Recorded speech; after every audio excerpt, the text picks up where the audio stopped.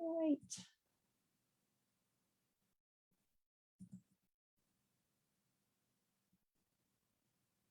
Okay, I'll give it another 30 seconds for all of those people who are scrambling at the last minute to connect to Facebook from work, perhaps.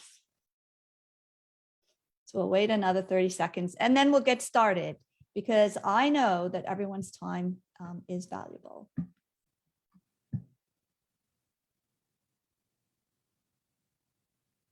So as you're connecting, please introduce yourself in the comments.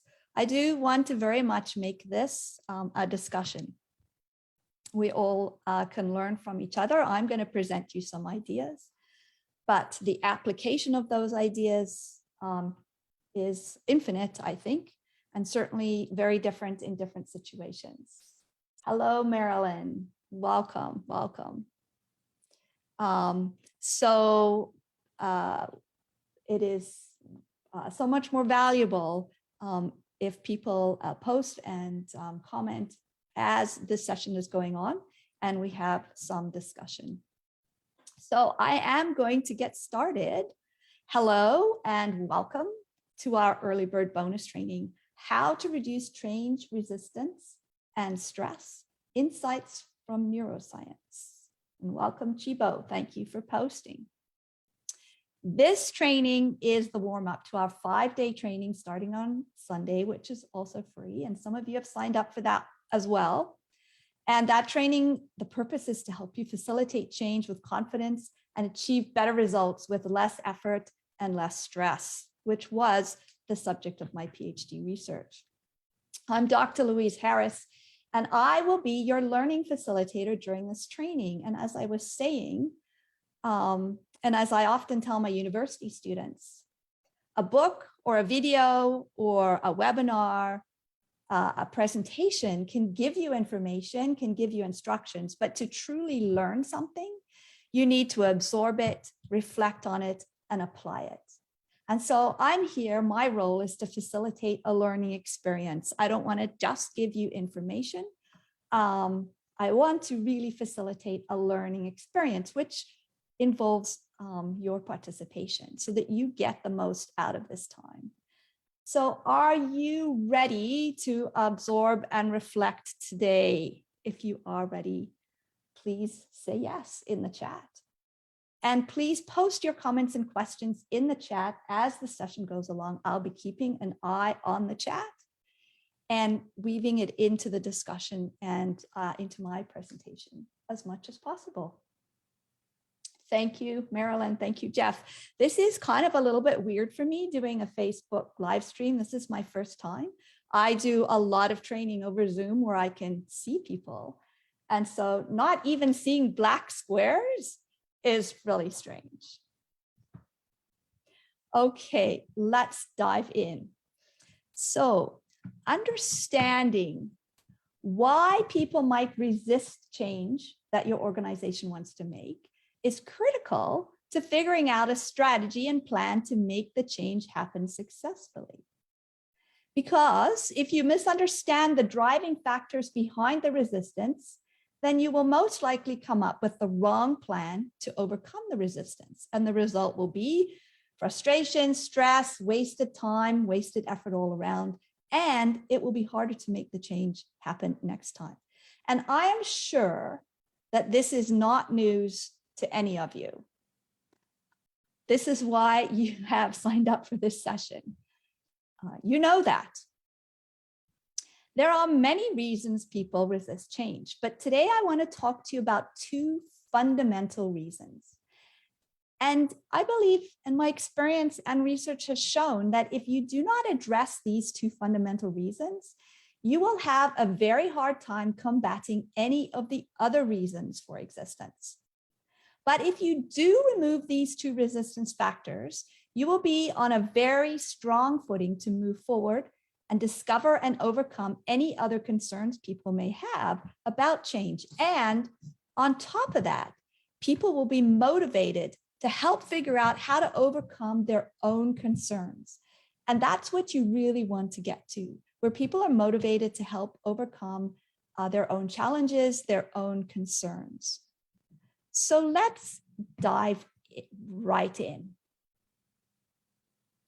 Neuroscience research that studies the evolution of our brains has identified an elemental motivating factor in our thinking and our decisions, and this is self-preservation. We are all born with it. And the truth is, often people are not deliberately resisting the change you are trying to make happen. Instead, they are trying to avoid anything that they perceive as a threat to themselves. They are reacting out of self-preservation. And this may be subconscious.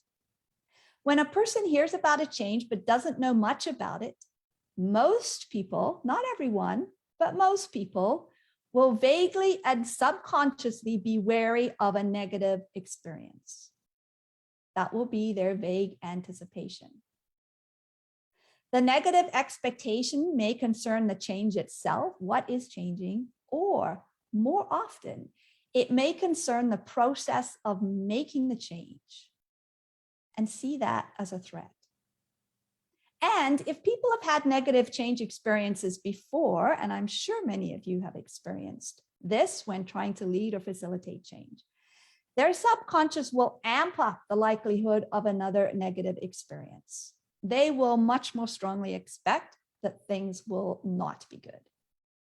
And subconsciously, we all want to avoid threats. We all want to avoid negative experiences or threats to ourselves.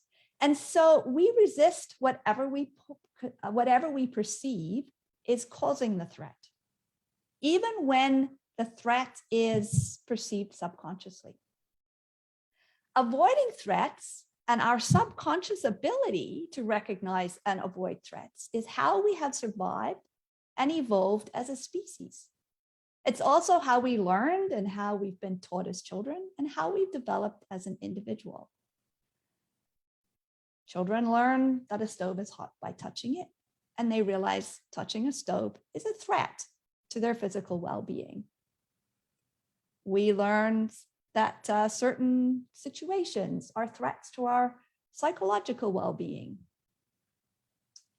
Often, the impulse to avoid a threat influences our decision and our behavior without conscious thought. And there's a lot of neurological research into this. I'm not going to go into it in detail because we only have a half hour. But if anybody wants some more information on that, please ask a question in the Facebook group. So let's get back to change resistance at work. The biggest threats to our self-preservation are those that will take away something that is valuable. And the threat is even bigger if this something is scarce. And Marilyn, you are so absolutely right. And we're going to talk a little bit more about that we're all living in a lot more threat to our self-preservation right now because of the pandemic. So my question to you, as far as change at work, what are some of the most common resources or things you have that you perceive as valuable at work that could be threatened by change?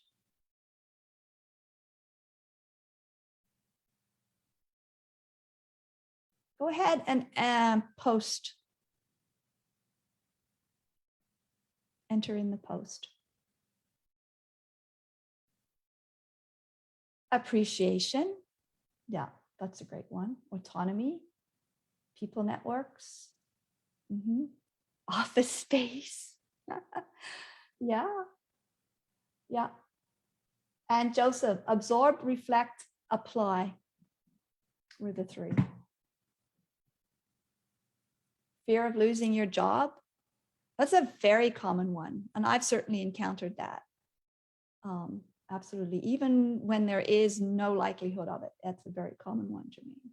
Relationships, current role, responsibility, status. Yes, there are quite a few things that people perceive as valuable. So which of these do you perceive as the most scarce? Because remember, what is scarce is even more valuable. And actually, it's a greater threat if you're going to lose something that is scarce. Yeah. Life and well-being, taking over too much of your life and well-being.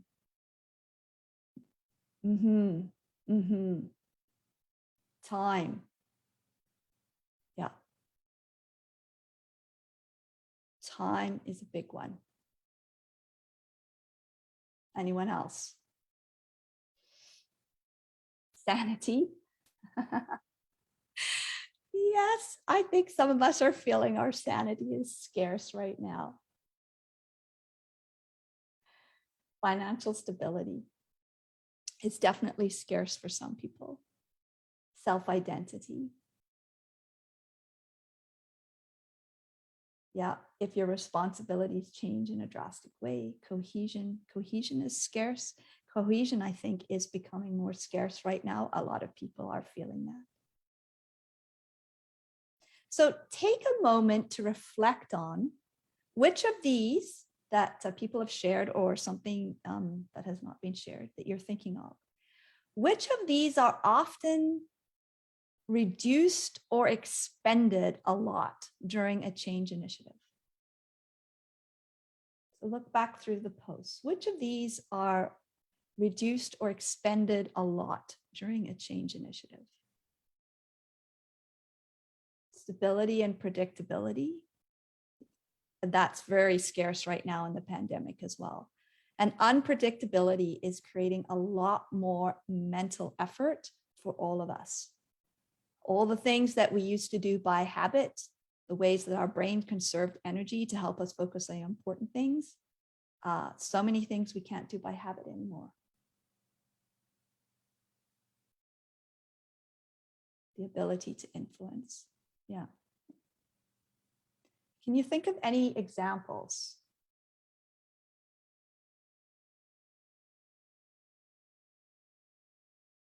If you're willing to post, go ahead. Transparency is often, sometimes actually taken away or sometimes not even there. But think about in terms of personally for people who you are trying to engage in change. What are some scarce resources that get significantly expended or used up during a change initiative? Trust. Yes, that's a great one. Jeff, we're going to talk about that a little bit as well. Now, so I'm going to give you a few examples from one of my research projects because I think examples are quite illuminating, even more so than conceptually, just talking about concepts. Let's have a look at some examples. Yeah, that's a great one, Marilyn. Someone hired you. So I have experienced this too. Someone hired you to introduce change and then became the primary source of resistance. Why? Something threatened them. Something threatened them. So I want to talk because that actually is a great segue into my first example. So let me tell you, this was, and it's such a wonderful example. So a small healthcare authority wanted to change the way they resource their physicians on the general ward in their rural hospitals. They didn't have access to residents from universities. And so they were using a combination of salaried and community physicians to do this, and it wasn't working well. And they also wanted to improve the overall delivery of inpatient care. There was a lot of communication problems between the hospital and the community care providers. So they had hired 2 consultants, and these consultants facilitated a couple of focus groups with senior hospital administrators, the medical chief, and some of the salaried physicians and community physicians, and the chief of the community physicians. So core people. Everyone agreed that change was needed. They came to the focus groups. The atmosphere at the focus groups was positive. They came up with some ideas, came up with some risks. And so the consultants distilled the purpose and scope of the change, which is, as we all know, where you have to start, into a 2-page written document. The physicians had told them, we will not read more than 1 page. So they created 1 page with 2 sides, but they had distilled it. It was very well written. They sent the document to all the focus group attendees for review to get their feedback. And then, the next step, as we are, most of us are familiar, would be to revise that and then present it to the steering committee, etc. And guess what? Not one person responded. Not one. They sent 2 more emails asking for feedback. Still no response from anybody. And these were the people that were like Marilyn. They had, the chair of the steering committee had hired these 2 consultants. And these were the people that were asking for change. They'd come to the focus groups. No one responded. So then the consultants emailed everyone asking if they could meet with them to discuss the document. Maybe people didn't want to write down their ideas or whatever. And only one person, and I think there was about 14 or 15 people who were in the focus groups, only one person responded. And can you guess what the response was? I'm sorry, I have not had time to read the document. Time. A 2-page document she had had for over 6 weeks. At least she was honest. One of the consultants knew I was doing research on engaging people in change. And so she asked if I would take them on as a research project. She was at her wit's end. She could think of no logical reason why people whom she thought were supportive of the change were not responding to her, were not wanting to get on with making this change happen. She thought she developed a good relationship with them during the focus groups. She thought they were on board. She was at a loss for what to do next. It was an ideal project for my research. People wanted change. So I was able to narrow down. It wasn't because they didn't want to change. They wanted change. They'd come to a focus group 3 months before, but no one would engage now. Why? Well, that's a good question, Jermaine. We've always done it. Why change anything? But these people wanted to make a change. It was not working for anybody, the current system. It was causing quite a lot of stress and strife. So they actually wanted to change. However, there was a self-preservation threat to them. There was something that was valuable and scarce that they were afraid of wasting. In fact, it turned out there were 2 threats, and this came to light at the end. The first threat, so remember, these are hospital administrators and physicians. The first threat was to their cognitive energy, their mental energy, but specifically their cognitive energy. All of them had cognitively demanding jobs. Okay, all of them. They had cognitively demanding jobs, urgent issues and problems to be dealing with all the time. It took me 2 intense hours to read through and process that 2-page document, 2 hours, to figure out what all the pieces were, how they related, to identify conflicts and gaps. And my brain really hurt at the end of it. And I'm quite familiar with healthcare, so it wasn't that I was learning healthcare. It took me another 2 hours with the 2 consultants to clarify my questions and confusions. 4 hours. Okay, and 2 of those had to be with the consultants. None of the focus group members had this amount of cognitive energy available to process this document. The second threat was to their time. And of course, this is related, right? No one wanted, they didn't have the energy, actually. It wasn't they didn't have the time. They didn't have the energy. But they wouldn't meet with the consultants because no one wanted to waste their time meeting when they hadn't had a chance to process the document. Everyone was working long days, dealing with critical operational tasks and issues. Their time and their mental energy was very precious. Their time and their mental energy was their scarcest and most limited resource. And we'll get back to them a little later. I want to tell you another example. So another team I worked with, there was one supervisor and the manager told me that person always resists change. And when we talk about change, she's sitting there like all tight, arms crossed. However, what we discovered was the truth was that one person had a lot of responsibility, which she took very seriously. She had very high expectations of herself in her work, and she always felt she was not living up to her own expectations. Just trying to think about making change in her team exhausted her. She didn't feel she had the mental and emotional energy to do it, even though, again, they realized things were not working well. There were changes that they needed to make. She was resisting change out of self-preservation.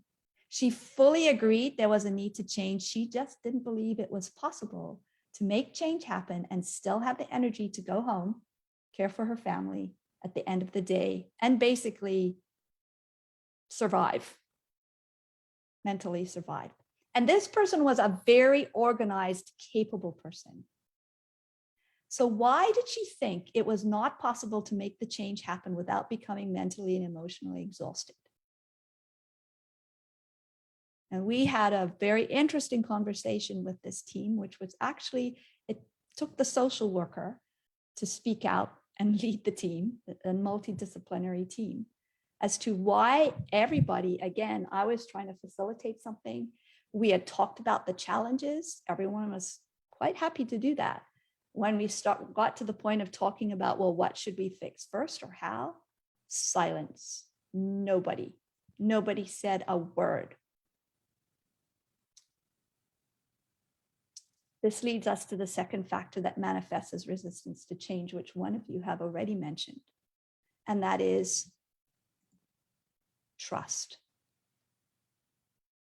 People who have low trust in the ability of their leaders to lead change start out in self-preservation mode as soon as they hear about a proposed change, even if they want the change. Unconsciously, subconsciously, they start out in preservation mode. This puts them on the defense, arms crossed, frown, right away. When there is low trust in the leader's capability, so not necessarily personal trust, but in the leader's capability to lead the change successfully, it doesn't matter how much the leader communicates, plans training, runs focus groups, etc. Nothing will make a difference to the resistance.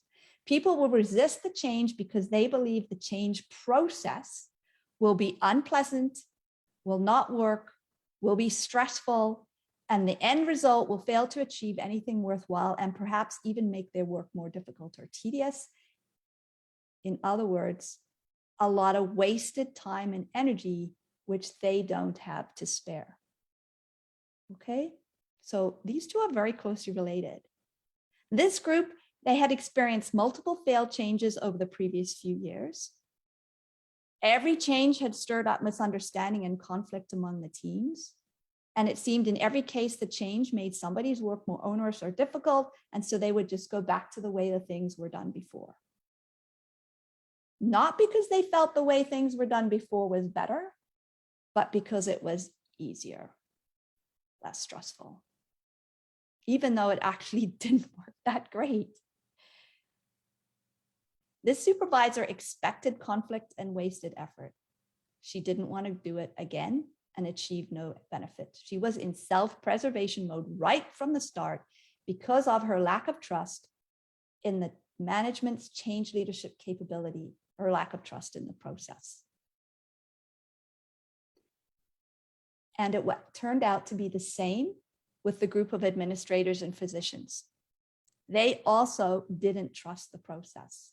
Although they had participated in the focus group, and at the end of the research, one person actually quite clearly articulated this, that the focus groups were positive, but They were not confident. They did not believe that all the issues, risks, and opportunities had been identified in those focus groups. Therefore, they didn't feel confident the two-page paper fully described the scope of the change, and they didn't feel that they would confident they would be able to tell what was missing by reading the document. So they would be unable to endorse the document and unable to say what was missing. Doesn't make them feel very great. So the lack of confidence and the anxiety in the process of scoping the change discouraged them from engaging further and expending their scarce time and energy.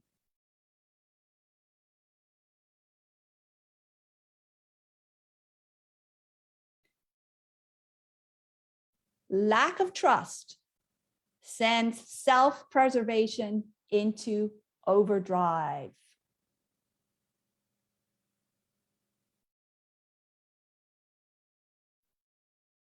And Della asked, is it hopeless if upper management does not believe in investing in respectful change management? That's a very interesting question, Della. It depends how much autonomy the person leading the change has to actually do the right thing. If you are shackled and unable to take the time and have the resources to lead respectful change management, it is going to be a really hard slog.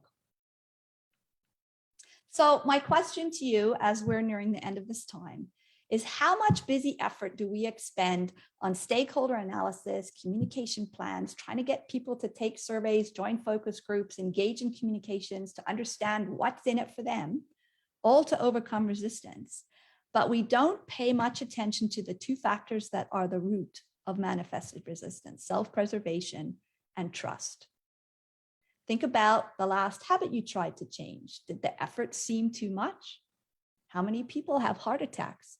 The effort of changing their diet and their lifestyle is just too much. It's too much cognitive effort. And there's a whole lot of research behind that. And Dr. Judd Brewer is someone who's done a lot of research into habit and why we resist, why it's so hard for people to change their habits. Some very interesting things in there. It's often not a conscious resistance. It's a subconscious resistance in order to conserve mental energy. So if our brains resist just changing habits we want to change because of this subconscious drive to conserve mental energy, because our mental energy, particularly as Marilyn said right now in the pandemic, is even scarcer. How much more difficult in change? And then how much more difficult right now because of the mental and emotional drain of our constantly changing environment due to COVID risks and rules. This is making our mental energy even more scarce and valuable. So just stop for a minute. Think about the last change effort you led or tried to engage people. Where did you and the change leaders put time and energy at the beginning? Did anyone do a change threat analysis? Did anyone do any kind of change trust analysis? And then my next question is, and this kind of relates back to Della's question and back to Marilyn's experience, would change leaders resist doing a change threat and change trust analysis? And might actually doing this analysis be a subconscious threat to them? I'm going to end on that question. And because it's a question we do need to answer. And one of the reasons that I have done this in a private Facebook group is so that we can actually have an ongoing discussion and create some learning and perhaps learn together. I think, this is not something that we're going to find the answer in a book. It's something that we will learn as we apply and share with each other and as we think through it. So on Sunday, we're going to start a 5-day training to look more deeply into what we can do to overcome this lack of trust and subconscious preservation. But before we do that, we need to take time to reflect on trust and self-preservation. And yes, this video will be recorded and you will find it in the announcements or features, so you can listen to it again. So I'll post some of these questions in the Facebook group that we can talk about. But for those of you who would like to stay on, as it is, our time is up. I said half an hour, so I want to keep to that. But if anyone would like to stay on for another 10 minutes or so and do some Q&A, I know it's a little awkward doing the Q&A through chat, but certainly we can do that. Let's do that. And I know that many of you are keen to jump to the solution. Well, you want to know, what did we do? I would like first for you to consider this quote from Einstein. If I had an hour to solve a problem, I'd spend 55 minutes thinking about the problem and 5 minutes thinking about solutions. There's a lot of wisdom in this quote. So I would like us to spend the next couple of days thinking through this problem of self-preservation, absorbing why losing time and expending mental energy are common subconscious threats. Are there any others that are common? And let's explore this problem and get our hands around it, get our minds around it, think about it more deeply before we start discussing what are some potential questions. So thank you, everyone. And, you know, Jermaine, the reason I know that a lot of people don't use Facebook for business, I find that LinkedIn groups don't work very well. I've certainly not had that great of experience with it. Ideally, probably a private platform would be best. This is a private group so that, you know, what people are saying and thinking is not public out to the world.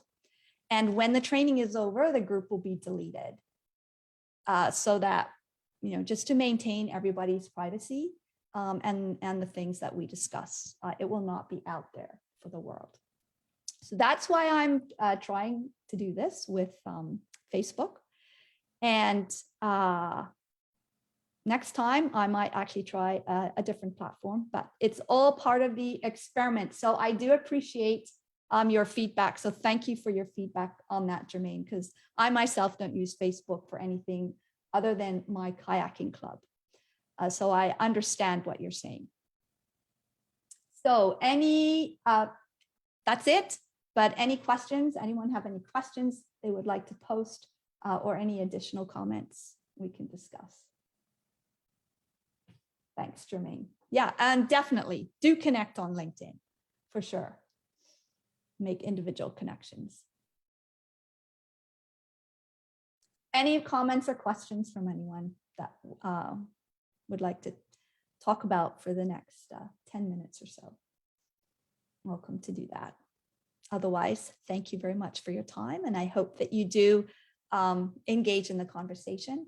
For those of you that just signed up for this session, if you would like to participate in the 5-day training, I'll post some instructions in the group on how to do that.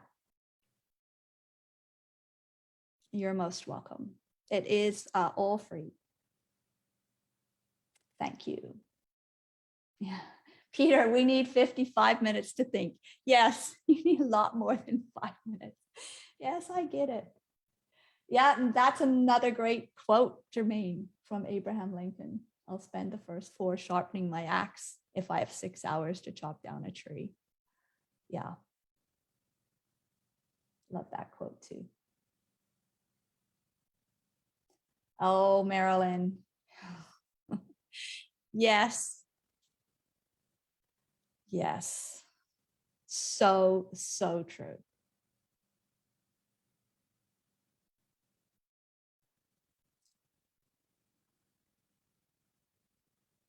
There's so much change going on in society, and we're not necessarily leading it very well. However, you know, a lot of these insights from neuroscience, they're fairly new. And a lot of them have come out of habit research.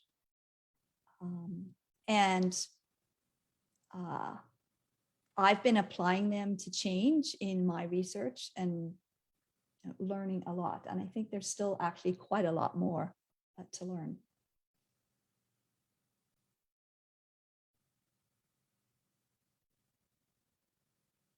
Okay, well, if that's all the comments and questions, then I will close down this recording. It will be, I do believe it gets recorded and automatically posted to Facebook. So it should be there. I'm not sure how long it takes, but it should be there for anyone to listen to again. All right. Thank you very much, everyone, and have a good day, and talk to you more on Facebook.